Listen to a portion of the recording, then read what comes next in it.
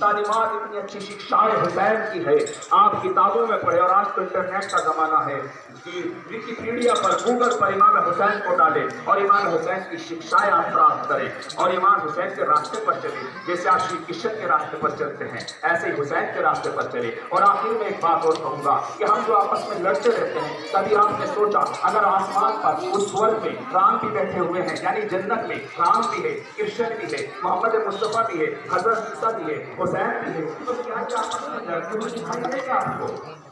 بالکل نہیں۔ یعنی کہ مذہبوں کے محمد دادو کا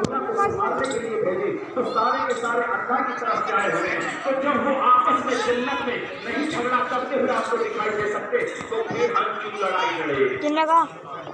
میں ہی بنانے کا مسلمان کی لڑائی لڑے، اس لیے کہ کرشن جی وہاں امام حسین کی عزت کر رہے ہوں گے، امام حسین کی عزت کر رہے ہوں گے، ہم آپس میں کیوں لڑے؟ کبھی کرشن نے نہیں کہا کہ مسلمانوں سے جنگ کرنا، اس لیے کوئی دور میں مسلمان بھیج نہیں۔ اگر کرشن جی کا بھی یہی پیغام تھا کہ انسانیت کے لیے کھڑے ہو جاؤ جہاں جہاں بھی، کیونکہ کرشن نے اوتار ہی سے یہ لیا تھا کہ جب دیکھا کہ دھرم کو مٹایا جا رہا ہے، اے دھرم بڑھ رہا ہے، تو تب کرشن نے اوتار لیا، اس دنیا میں آنے کے بعد ظلم کا خاتمہ کیا۔ اسی طرح سے نبی آتے گئے، تو جب امام حسین نے یہ دیکھا کہ شریعت محمدی یعنی انسانیت کو ختم کیا جا رہا ہے، غلط غلط قانون بنائے جا رہے ہیں، تو امام حسین نے دیکھا اگر یہ یزید کے بنائے ہوئے قانون دنیا میں چل گئے تو ہر آدمی نرک کی طرف چلا جائے گا، کبھی سدھار نہیں آئے گا۔ تو امام حسین نے اپنی قربانی کی آواز کہیں گے کہ امام حسین نے قربانی کیوں دی؟ وہ تو انسان تھے، وہ تو کرشن کی طرح دنیا کو قتل بھی کر سکتے تھے ظالموں کو، لیکن امام حسین نے دیکھا